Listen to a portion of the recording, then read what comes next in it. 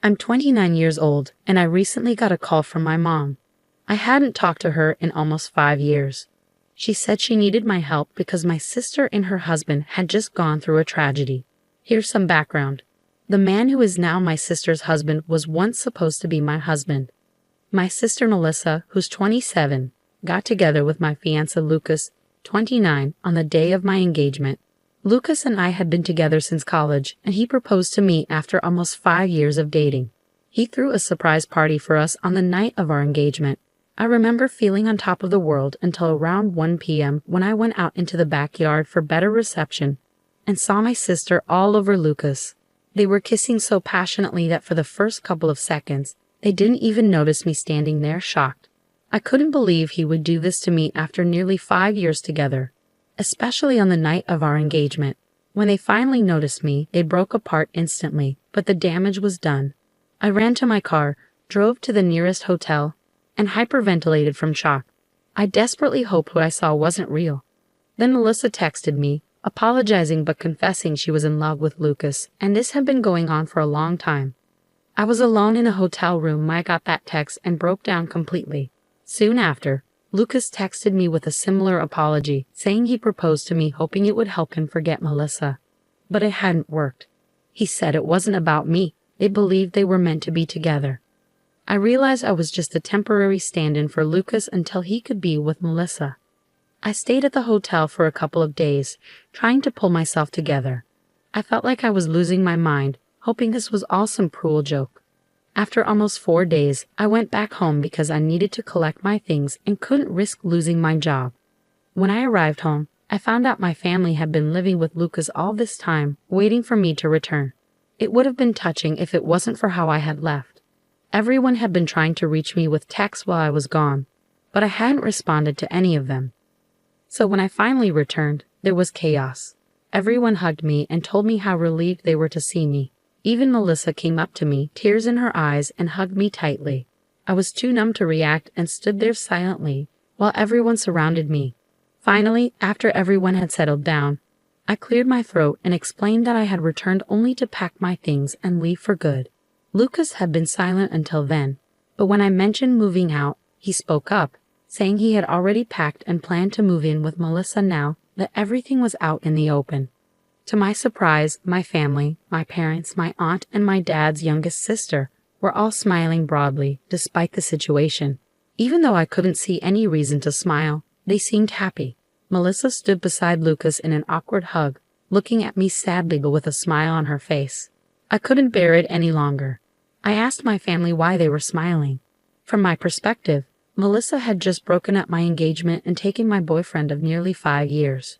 There was nothing funny or sweet about what had happened. At that moment, my mother decided to speak up. She said they couldn't change the past but could accept the future, which now included Melissa and Lucas together. Even though their relationship started with betrayal, they felt sorry about it but believed it was for the best. Melissa apologized for taking Lucas from me and expressed regret that I found out this way. She explained they were deeply in love and wanted to be together forever. Then, right in front of me, they kissed, and my mother even wiped a tear from her eye. I couldn't hold back. I told them this wasn't a sentimental moment and their actions were disgusting. To my surprise, my family seemed annoyed with me. They accused me of being bratty and self-centered. Instead of being happy for Melissa, they said I was making everything about myself, and they didn't approve of my behavior. I was shocked by their attitude and immediately demanded everyone leave my house.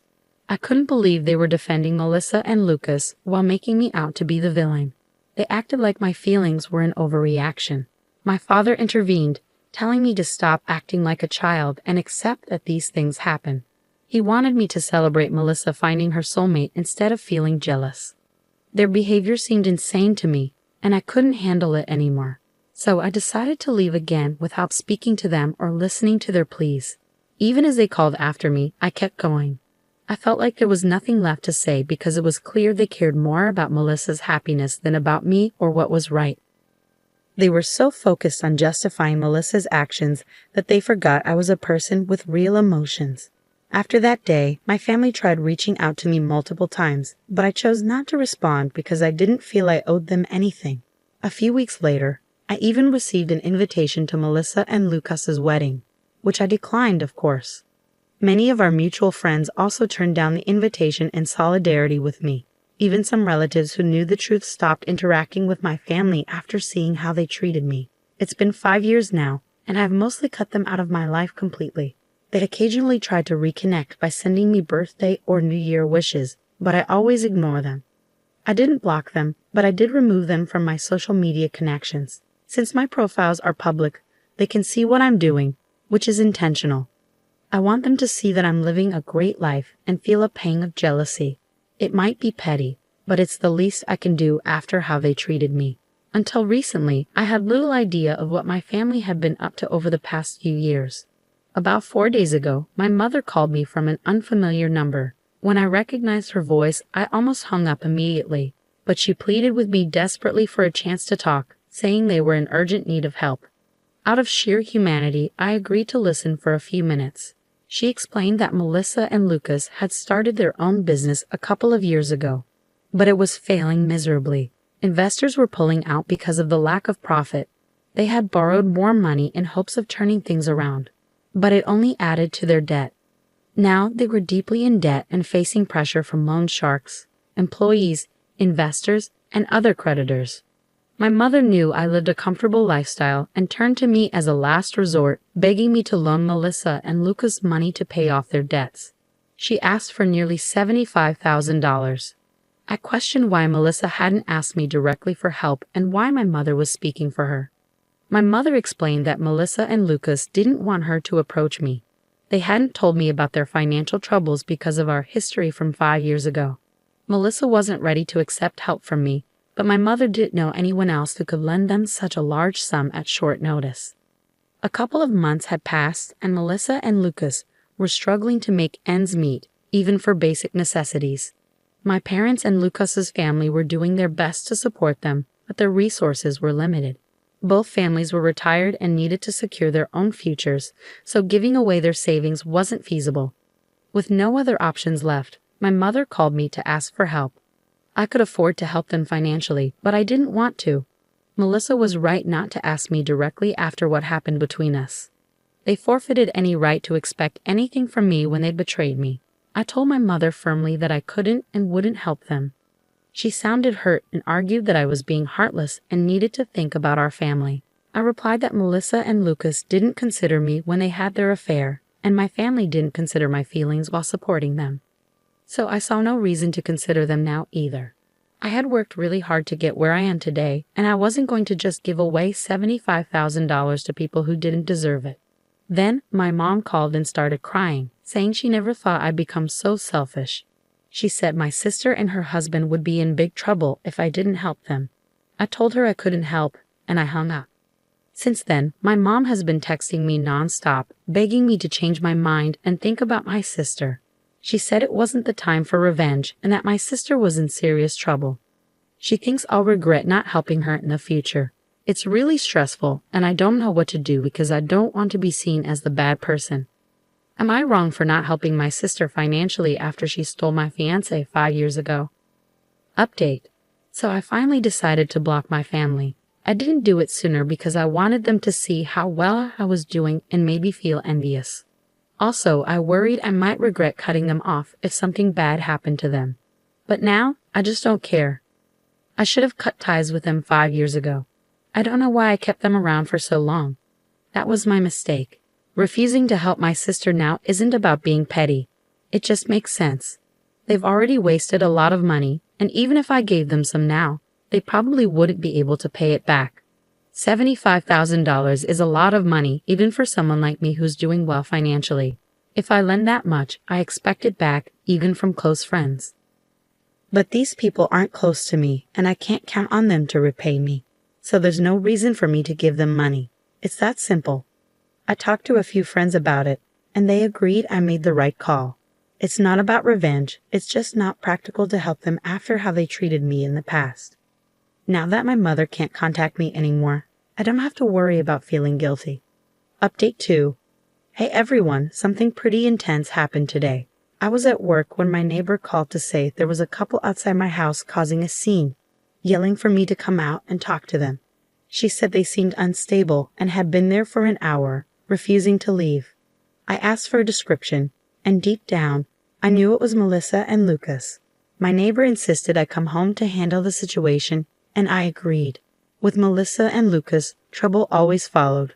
I thanked her and rushed home to make sure they didn't get inside my house. I got home in about 15 minutes and caught them trying to break into my house by picking the lock. I parked in front of my place and asked them what they were doing. I tried to call the police, but Lucas knocked the phone out of my hand. Melissa then said they were only here to talk and didn't want anything from me, at least not right now. I told them to make it quick and insisted we stay outside in the yard. I didn't feel comfortable inviting them inside, especially since they seemed hostile despite claiming they didn't want anything from me. Melissa began speaking. She said my mother had told her about the phone call I ignored and how I had blocked them all. She accused me of being unfair and said it had been 5 years since the incident with my fiancé, so I should have moved on by now. She claimed I was acting dramatically to get attention from the family and felt insulted by my refusal to help them. That's why she wanted to talk to me. She explained that she had managed to gather the money this time by selling their house and jewelry, but she might need more in the future. Melissa said she needed assurance that I would be there to help again. I firmly told her no. I made it clear she couldn't rely on me because I deeply dislike her and her husband. I was so furious that I even mentioned how close I was to hitting her, so they should leave immediately. Then Lucas demanded that I sign a document promising to give them money whenever they asked. I couldn't believe it. I knew it wouldn't be legally binding if I signed it under duress. They were being unreasonable and seemed to think they could manipulate me into doing something like that.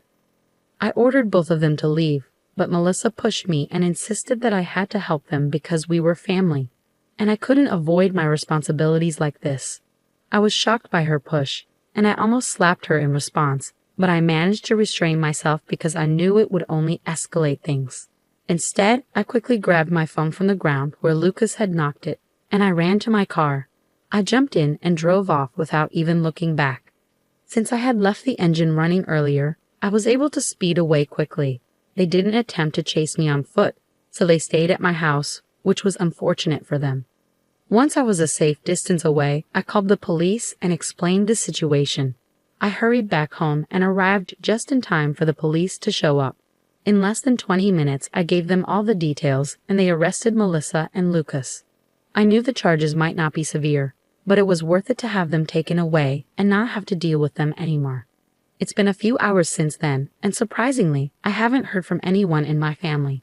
I thought someone might try to contact me from a different number by now, but they haven't. It makes me think they might be done with the situation and won't bother me again, or maybe they're waiting for things to calm down before reaching out. Update 3.